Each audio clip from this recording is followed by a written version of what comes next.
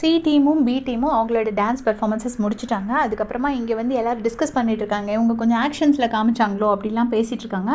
அப்போ வந்து வினோத் அண்ணாவும் சாண்ட்ராவும் திவ்யாவும் 3 பேரும் சேர்ந்து பிளான் போடுறாங்க எப்படி பண்ணலான்னு. அப்போ வந்து வினோத் அண்ணா அப்படி ஆடி காட்டுறாரு. ராசாத்தி ஒன்றுன்னா இப்படி திவ்யாவுக்கு இப்படி காலால் அப்படி போட்டு இப்படி காமிக்கிறாங்க. எப்படி ஒரு எழுத்தையும் நடித்து காட்டணும் அப்படின்னு சொல்லிட்டு சும்மா ஃபன்னுக்கு பண்ணுறாங்க. உடனே திவ்யாவும் ராசாத்தி ஒன்றுன்னு சொன்னால் இப்படி கை வச்சு நான் ஆடியே காட்டட்டுமா அப்படின்னு சொல்லிட்டு பயங்கரமாக சிரிப்பாங்கள்ல, அந்த மாதிரி சிரிக்கிறாங்க.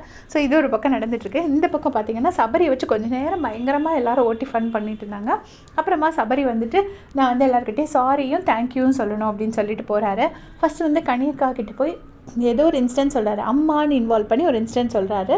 அது சரியாக புரியல. மேபி அந்த இன்சிடென்ட் நான் வந்து லைவில் பார்த்துருந்தா தான் நமக்கு புரியும்னு நினைக்கிறேன். அதை சொல்லி சாரி சொல்லிவிட்டு தேங்க்யூ எதுக்கு சொல்கிறேன்னா, என் குழந்தைத்தனத்தை இங்கே உன்கிட்ட மட்டும் தான் காட்டுறேன், அதுக்காக உனக்கு தேங்க்யூ அப்படின்னு சொல்லிட்டு 2 பேரும் ஹக் பண்ணிக்கிறாங்க.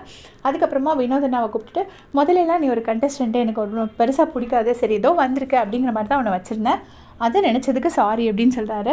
சொன்ன உடனே வினோத் அண்ணாவும் ஆமாம் நானும் அப்படி தான் நினச்சிருக்கேன் சாரி அப்படின்னு சொல்கிறாங்க. சொன்னதுக்கப்புறமா சபரி சொல்கிறாரு, நீ மேலே வரணும்னா எப்படி வேணால் மேலே வரலாம், ஒருத்தனை மிதிச்சுட்டு கூட மேலே வரலாம், ஆனால் ஒருத்தனை மிதிச்சுட்டு வரக்கூடாது, அவனுக்கு வலிக்கும்னு நீ நினைக்கிற அந்த வினோதம் எனக்கு ரொம்ப பிடிக்கும், அதுக்காக லவ் யூ அப்படின்னு சொல்கிறாரு.